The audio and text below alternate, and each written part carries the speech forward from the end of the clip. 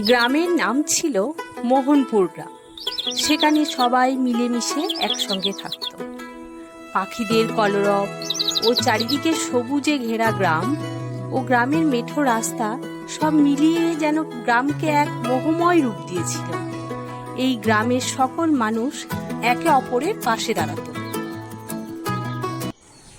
ওই গ্রামেরই ছোট্ট একটি বাড়িতে থাকত মিতা ও তার মা শ্যামলী। এমনিতে মিতা শান্ত স্বভাবের হলেও মনের দিক থেকে সে ছিল বড্ড সাহসী। তার মনে কোনো একটা ভাবনা আসলে সেটা সে করেই ছাড়ত। একদিন সে বলল, মা, ও মা, আমাকে একটু জঙ্গলে ঘুরতে নিয়ে যাবে? আমার না জঙ্গলে যেতে বড্ড ইচ্ছে করছে। আমি তো কোনোদিন জঙ্গল দেখিনি। আমার খুব ইচ্ছে জানো যে আমি একদিন জঙ্গলে গিয়ে জঙ্গল দেখব। বলিহারি তোর আবদার। বলি, তোর আর কি কোনো ঘুরতে যাওয়ার জায়গা নেই রে? জঙ্গলটা কি ঘুরতে যাওয়ার জায়গা? ওখানে কত রকমের হিংস্র পশু আছে জানিস? ওখানে গিয়ে কি করবি? ও মামা, যাই না মা, একবার যেতে দাও দয়া করে। মা, না করো না। আমার না খুব জঙ্গল দেখতে ইচ্ছে করেছে জানো। একবার যেতে দাও মা, দয়া করে প্লিজ। না মানে না, তোর কোথাও যাওয়া হবে না। না আমি তোকে ওখানে নিয়ে যাব, না তুই ওখানে যাবি। বাড়ির বাইরে একদম পা রাখবি না। অত সাহস দেখানোর কোনো প্রয়োজন নেই তোর। ও মামা, আমার শোনা মা, ওরকম করো না। আমায় যেতে দাও, দয়া করে আমায় যেতে দাও। জানো মা, আমার জঙ্গল দেখার খুব ইচ্ছে। আমার স্কুলের বন্ধুরা বলছিল তারা নাকি চিড়িয়াখানায় গিয়েছে। ওখানে কত বড় বাঘ, কত বড় হাতি সব দেখে এসেছে। তোকে এতবার করে বলছি, তাও তুই কোনো কথা শুনছিস না। আমার অবাধ্য একদম হবি না কিন্তু মিতা। জানিস না, অবাধ্য বাচ্চাদের কেউ ভালোবাসে না। তুই না ভালো মেয়ে। ভালো মেয়েরা জানিস তো বাবা মার সব কথা শুনে চলে, কখনো কথার অবাধ্য হয় না। মায়ের বারণ শুনে মিতার মন খুব খারাপ হয়ে যায়। মিতা ভাবতে থাকে সে যদি একবার জঙ্গলে যেতে পারত। একবার জঙ্গলে যেতে পারলে তার কত কিছুই না দেখার সৌভাগ্য হতো। সে মা যতই বলুক, আমাকে জঙ্গলে যেতেই হবে। আমাকে জঙ্গলে গিয়ে একবার দেখতেই হবে যে জঙ্গলে কি কি আছে। জঙ্গলে না কত পশু পাখি আছে, কত বাঘ, কত হরিণ, কত কিছু আছে। হ্যাঁ, বন্ধুরা তো বলছিল সেই সব কিছুর কথা, আর আমি কিছুর বিষয়ে বলতে পারছিলাম না। এই বলে মিতা জঙ্গলের পথে রওনা দিল। বাড়ি থেকে বেরিয়ে হাঁটতে হাঁটতে মিতা পৌঁছে গেল এক গভীর জঙ্গলে, যেখানে শুধু গাছ আর গাছ।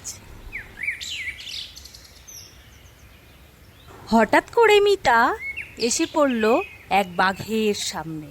প্রচণ্ড ভয়ে মিতা চিৎকার করে বলে উঠল, ও বাবা, বাবা, বাঘ, বাঘ, বাঁচাও, বাঁচাও, কেউ আমাকে বাঁচাও। ও কি, আমার ভয় পাচ্ছ কেন বন্ধু? আমায় ভয় পেও না, আমি যে কারুর ক্ষতি করি না বন্ধু।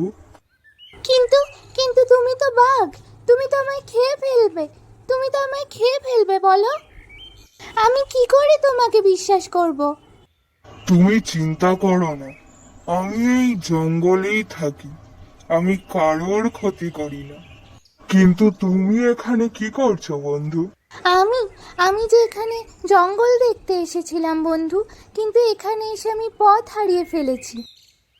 তুমি চিন্তা করো না বন্ধু, তোমার কোনো ভয় নেই। তুমি আমার সাথে এসো, আমি তোমাকে পথ দেখিয়ে নিয়ে যাব। তারপর মিতা সেই বাঘের সঙ্গে বাড়ি খোঁজার উদ্দেশ্যে রওনা দিল। বন্ধু, ওই দেখো, ওই যে একটা গ্রাম দেখা যাচ্ছে, চলো ওখানে গিয়ে আমরা খোঁজ করি। এই বলতে বলতে মিতা এসে পড়ল গ্রামে। ও বাবা গো, ও বাবা গো, বাঁচাও, বাঁচাও, বাঘ এসেছে, পালাও, পালাও, কে কোথায় আছো, পালাও। চলো বন্ধু, আমরা অন্যদিকে খুঁজতে যাই।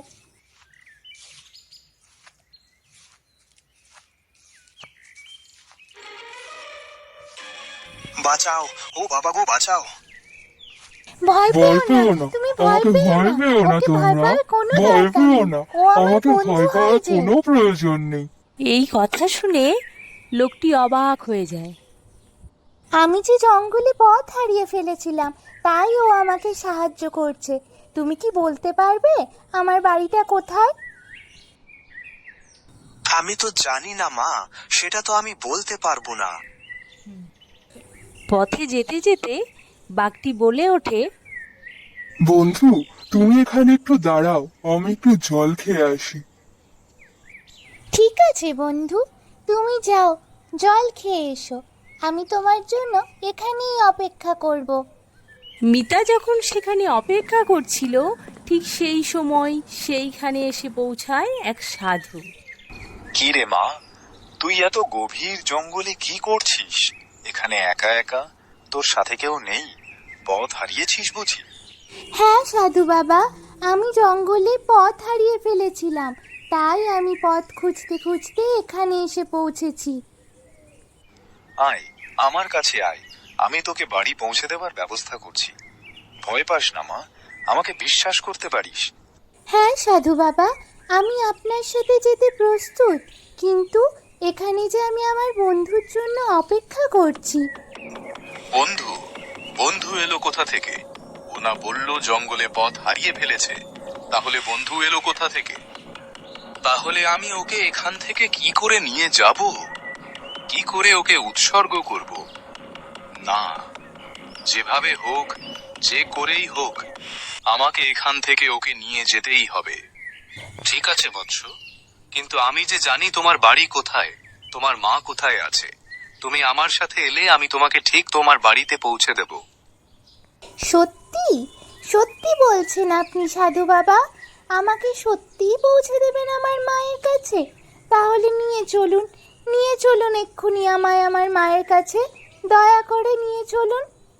কিন্তু আমি যদি চলে যাই, তাহলে আমার বাঘ বন্ধুর কি হবে? সে তো এসে আমায় খুঁজে পাবে না, তাহলে তখন কি হবে? ঠিক আছে, আমি না হয় আমার বন্ধুকে পরে বুঝিয়ে বলে দেব। চলুন সাধু বাবা, আমি যেতে প্রস্তুত, আমাকে আমার মায়ের কাছে নিয়ে চলুন। আমি না হয় আমার বন্ধুকে পরে বুঝিয়ে বলে দেব, সে ঠিক বুঝবে আমার কথা।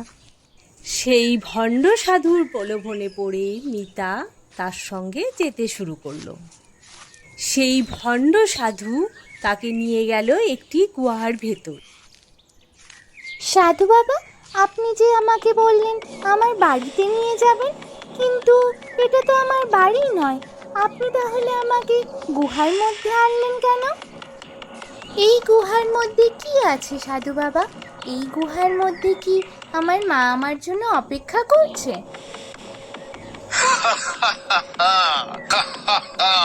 এবার আমি তোকে উৎসর্গ করব ভগবানের কাছে। তোকে বাঁচানোর সাধ্য আর কারণ নেই। এবার আমি সিদ্ধি লাভ করব তোকে উৎসর্গ করে। এবার তোকে কেউ বাঁচাতে পারবে না।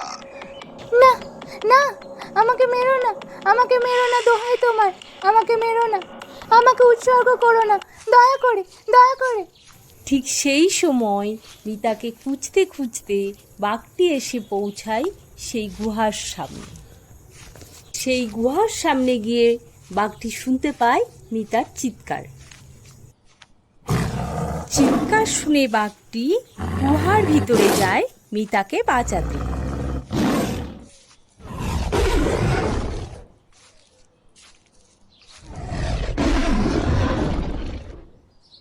বাবা গো বাঁচাও, বাঁচাও, বাঘ!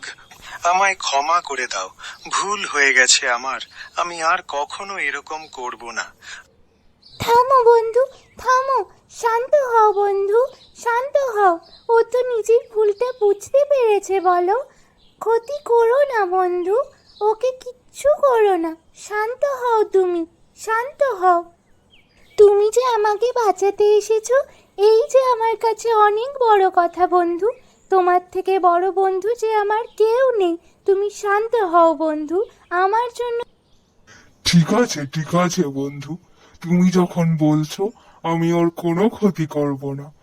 আমি ওকে ক্ষমা করে দিলাম, কোনো ক্ষতি করব না ওর আমি। এরপর থেকে তারা একে অপরের খুব ভালো বন্ধু হয়ে ওঠে। সাধু সমস্ত খারাপ কাজ ছেড়ে দিয়ে প্রকৃত একটি ভালো মানুষ হয়ে ওঠে এবং সাধু তার নিজের ভুল বুঝতে পারে এবং মিতাকে তার বাড়িতে পৌঁছে দেয়।